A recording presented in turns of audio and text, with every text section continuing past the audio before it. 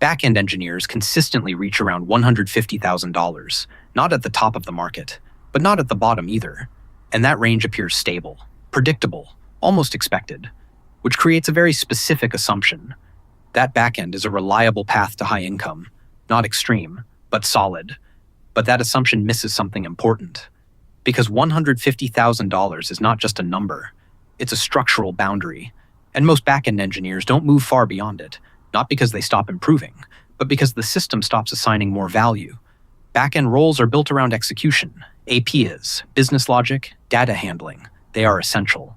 Everything depends on them. But they operate in a predictable layer. They support the product. They don't control the system. And that difference matters, because value is not assigned equally across layers. Some roles build features, others control outcomes. Backend mostly builds, which means it scales differently. You can add more backend engineers. You can distribute the workload. You can divide the system. And when a role scales like that, its value stabilizes, because the system doesn't depend on one point. It depends on many. This creates a natural ceiling, not visible at first, but very consistent over time. You grow, you improve, you get better roles, higher impact projects, and compensation follows, until it slows down, not suddenly, but gradually. Raises get smaller, opportunities narrow, movement requires more effort, and eventually progress feels horizontal, not vertical. And this is where most engineers misread the situation. They assume more skill will break the plateau. But the plateau is not skill-based, it's structural. Backend roles are designed for stability, not leverage. They keep systems running, they ensure consistency, they support growth. But they are not usually the layer where growth is defined. That responsibility sits elsewhere. Infrastructure, architecture, platform. And those layers behave differently, because they don't scale the same way. You can duplicate backend effort. You can parallelize development. You can distribute ownership across multiple engineers, but you cannot distribute system control in the same way. You cannot split responsibility for failure equally across 10 people. At some point, control consolidates, and where control consolidates, value concentrates. That is why compensation expands in those layers, not because they are more important, but because they are harder to replicate. Backend work can be shared. System-level control cannot. And that difference creates a boundary, one that is not visible early in a career, but becomes obvious over time. You continue improving.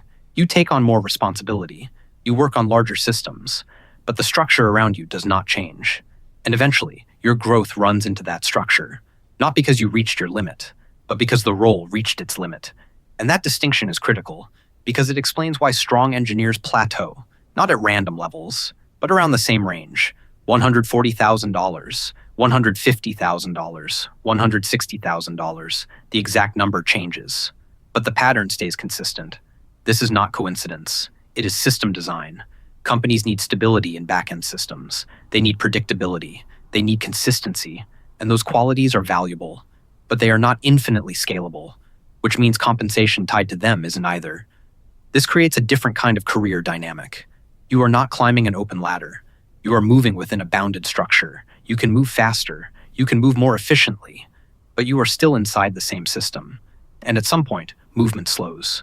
Not because you are doing something wrong, but because the system is working as intended. This is also why switching companies often produces temporary jumps. You move to a new environment, a new structure, a slightly different valuation. But over time, the same forces apply, and the same stabilization happens again, because the underlying role has not changed, only the context has. So when you look at back-end salaries stabilizing around $150,000, you are not looking at a personal limitation.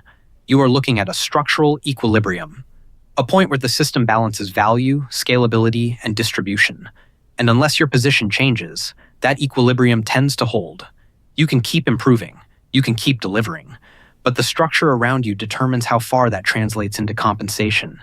And that is why the plateau exists, not as a failure, but as a boundary. This is part of what I break down step by step in the $200,000 system below.